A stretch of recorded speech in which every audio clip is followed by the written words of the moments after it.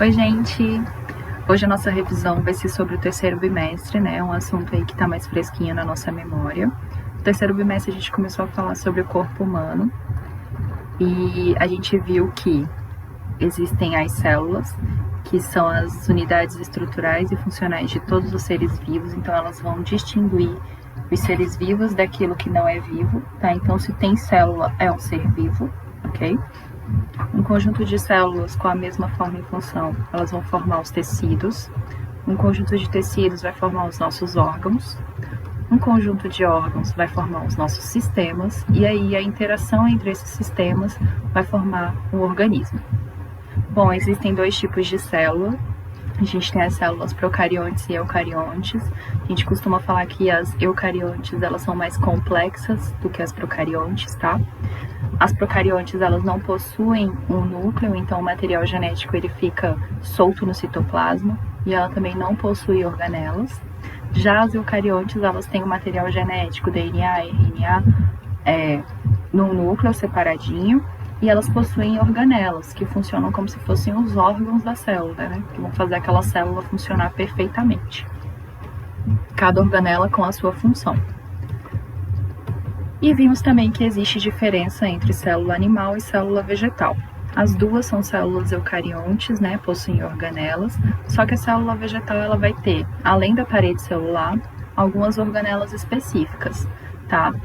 E eu destaquei aqui os cloroplastos, porque são as mais diferentes, né, porque nós não fazemos fotossíntese e os cloroplastos são os responsáveis por realizar a fotossíntese na célula vegetal.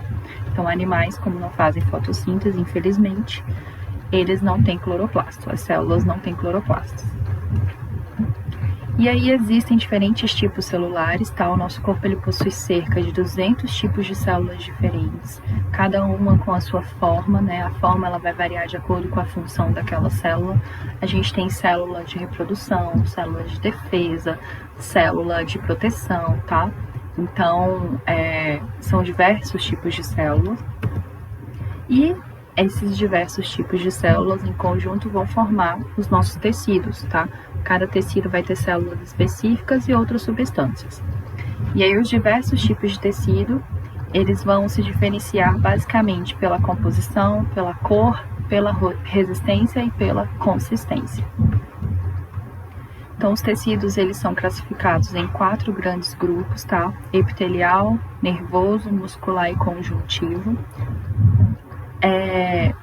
Aí no nível de organização do corpo humano, a gente tem em primeiro lugar as células. Um conjunto de células vai formar os tecidos vão formar os órgãos e os órgãos vão formar os sistemas.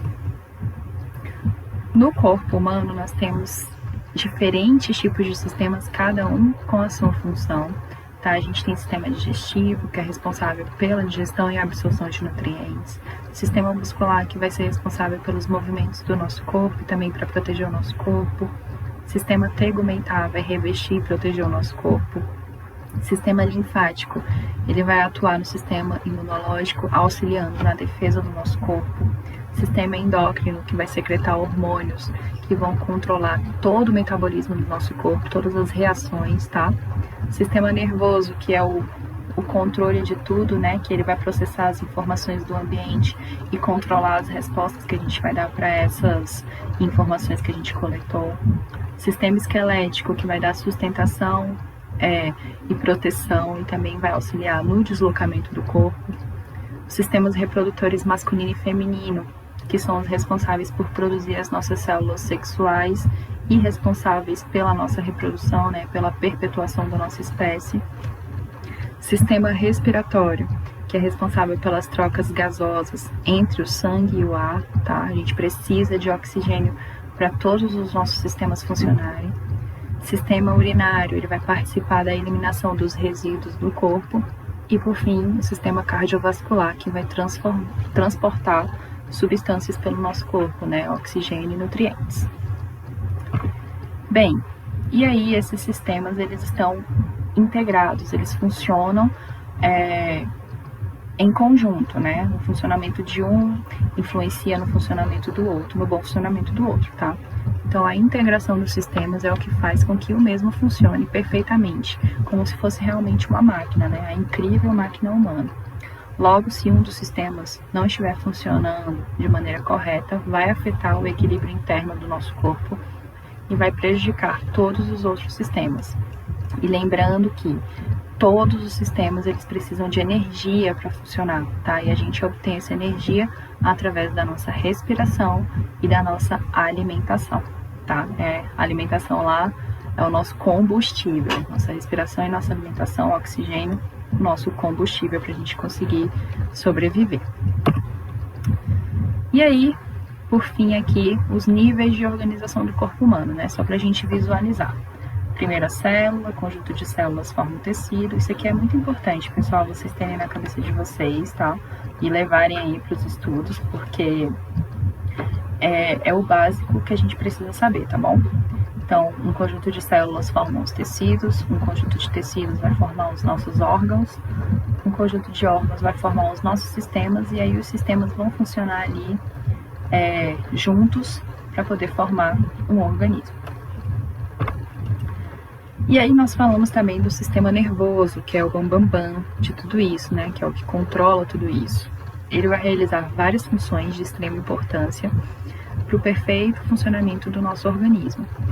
Ele é responsável por captar, processar e gerar resposta diante dos estímulos que a gente é submetido no dia a dia, tá? Devido à presença desse sistema que a gente é capaz de sentir e reagir às diferentes alterações que ocorrem à nossa volta e mesmo alterações que ocorrem no interior do nosso corpo o tempo inteiro. E aí os neurônios, eles são as células, né, do sistema nervoso, elas são responsáveis por receber os estímulos do nosso próprio corpo e também do ambiente. Eles vão interpretar essas informações e possibilitar a tomada de ações, tá? Os neurônios são células especializadas em receber e transmitir mensagens. Nosso sistema nervoso, ele é organizado em sistema nervoso central e sistema nervoso periférico, tá? Os estímulos do próprio corpo e do ambiente, eles são percebidos e então eles são enviados por meio dos nervos ao sistema nervoso central, onde as comunicações entre os neurônios, eles vão organizar essas informações. E aí essas informações, elas vão gerar uma resposta. Essa resposta vai ser enviada por meio dos nervos, novamente, aos músculos e às glândulas do nosso corpo, para que esses realizem alguma ação, como, por exemplo, um movimento ou a liberação de algum hormônio, tá? E o sistema nervoso está formado pelo encéfalo e pela medula espinal, tá? São os órgãos que controlam as funções do organismo. Ambos são protegidos por ossos e por 3 membranas que são chamadas as meninges. Então, o sistema nervoso central é dividido, o sistema nervoso é dividido em sistema nervoso central e sistema nervoso periférico. O sistema nervoso central é formado pelo encéfalo e a medula espinal. O nosso sistema nervoso periférico, ele é formado pelos nossos vasos, tá? Pelos nossos nervos, e ele vai ser dividido em sistema nervoso voluntário e sistema nervoso autônomo. Quando a gente fala em voluntário, é aquele que vai transmitir determinadas ações, né, que vão depender da vontade do indivíduo, como, por exemplo, andar, tocar algum instrumento e etc. E o autônomo são as funções involuntárias do organismo, como respiração, batimento cardíaco, digestão, excreção e etc. Bom, mesmo o nosso sistema nervoso sendo o centro de controle do corpo, ele não está imune às doenças que podem surgir naturalmente ou não, tá? E também o funcionamento dele pode ser afetado com a utilização de substâncias psicoativas. Bom, as principais doenças, a gente viu algumas, né? As principais doenças do sistema nervoso. Uma das mais conhecidas é o AVC, que é o acidente vascular cerebral. Ele pode ser isquêmico ou hemorrágico, pode deixar sequelas ou não, tá? Quando a gente fala isquêmico, é porque acontece um entupimento de algum vaso, né? E aí parte do cérebro fica sem irrigação. E quando a gente fala hemorrágico, é porque acontece o rompimento de um vaso. E aí, né, essa mancha de sangue aqui, ela também vai comprometer o funcionamento do nosso cérebro. A gente tem também a epilepsia, né? Temos o mal de Alzheimer, doença de Parkinson e a poliomielite ou paralisia infantil. Temos outras várias doenças, tá? Mas essas aqui são as principais. As substâncias psicoativas, que são as drogas, elas são qualquer substância natural ou sintética que vai provocar alguma alteração no funcionamento do sistema nervoso central, tá? Ela vai modificar as nossas sensações, as nossas emoções e a nossa consciência. As drogas, elas são classificadas em 2 tipos, né? Nós temos as lícitas e as ilícitas. As lícitas são aquelas cuja comercialização é permitida por lei, mas isso não quer dizer que ela seja boa, tá, pessoal? Como, por exemplo, álcool, tabaco, tudo isso é permitido por lei. Remédio também é um tipo de droga, tá? E as ilícitas são aquelas cuja comercialização é proibida pela justiça, que é, por exemplo, a maconha, o crack, êxtase, cocaína, todas essas que são proibidas. Aqui, exemplos, né? Bom, as drogas lícitas ou ilícitas, elas também podem ser classificadas de acordo com a ação que elas vão promover no nosso organismo. Então, assim, nós temos as drogas depressoras, que vão diminuir a atividade no nosso sistema nervoso, né? Provocando ali uma sonolência, movimentação lenta, tá? Exemplos de drogas depressoras: álcool, antidepressivos, soníferos, tá bom? Nós temos as estimulantes, elas vão, ao contrário das depressoras, elas vão aumentar a atividade do nosso sistema nervoso, tá? Vão diminuir o sono, vai tornar a pessoa mais agitada, acelerar o ritmo cardíaco, como por exemplo a cocaína, crack, cafeína, tá? Nicotina, açúcar, tudo isso é droga, tudo isso pode ser considerado droga. E nós vamos ter as alucinógenas, tá? Que elas vão mudar a qualidade do funcionamento do sistema nervoso central. E aí elas podem causar alucinações. E aí exemplos de drogas alucinógenas: maconha, cogumelo, LSD, êxtase e etc. Bom, o nosso sistema nervoso, ele é responsável por receber informações externas e internas, interpretar essas informações e emitir uma resposta para cada uma delas, né? Mas como que ele recebe essas informações? Em conjunto com o nosso sistema nervoso, a gente tem os sentidos, né? O nosso corpo ele é formado pelos 5 sentidos e esses sentidos se integram. A gente tem o tato, né? Que tem como órgão a pele. Nós temos a audição e equilíbrio, que tem como órgão as orelhas. Olfato, o nariz. Gustação, a nossa língua. E visão, os nossos olhos. Bom, o sistema locomotor. Nós também falamos sobre o sistema locomotor. Ele é formado pelo sistema esquelético e pelo sistema muscular em conjunto com o sistema nervoso. Então, eles vão ser responsáveis pelos movimentos do nosso corpo, sejam eles voluntários ou não, e pela nossa locomoção. E aí acontece a integração entre esses sistemas, tá? Enquanto os ossos, lá do nosso sistema esquelético, eles vão dar forma e sustentação para o corpo e proteger os nossos órgãos vitais, os músculos eles vão ser responsáveis pelos movimentos, pois eles têm a capacidade de contrair e de relaxar.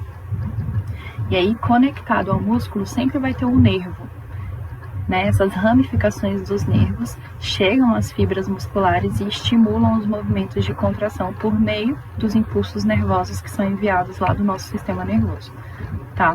A gente pode dizer que os movimentos musculares eles são controlados de forma voluntária e involuntária pelo sistema nervoso e que tudo isso, todo esse funcionamento, ele consome energia para ocorrer. E de onde que a gente obtém energia? Lá do nosso sistema respiratório, né? Na obtenção de oxigênio, e do nosso sistema digestório com a obtenção de nutrientes através da nossa alimentação. Bom, esse sistema locomotor, nos animais vertebrados, a movimentação ela é semelhante à do ser humano, né, com a interação entre ossos, articulações e musculatura, tudo comandado lá pelo sistema nervoso. No entanto, existem várias adaptações em diferentes grupos, e essas adaptações elas vão estar relacionadas ao ambiente em que aquele animal, em que aquele ser vivo vive, tá? Seja ele aquático ou terrestre. Bom, e nós vimos também que Esse sistema locomotor também pode sofrer com algumas adversidades, tá? A maioria das pessoas em algum momento da vida já sentiu alguma dor nas costas e relacionou essa dor à coluna vertebral. No entanto, isso não quer dizer que obrigatoriamente vai acontecer de existir um problema na coluna vertebral, tá? A dor, ela pode ser um sintoma de algum problema ou ela pode sinalizar algum cansaço, né? Geralmente a gente não tem uma postura muito boa, né? Então, uma dor nas costas, ela pode ser ou um mau jeito, ou ela pode significar outras coisas, como algum problema relacionado aos rins, alguma lesão muscular, cólica, gravidez e etc. Então é muito importante a gente manter a postura, né, fazer alongamento, fazer exercício físico, se preocupar como a gente vai se comportar com o nosso corpo para poder manter aí uma coluna vertebral, né, e uma movimentação saudável. Bom, gente, estamos aí quase finalizando o ano letivo, né? Muito obrigada.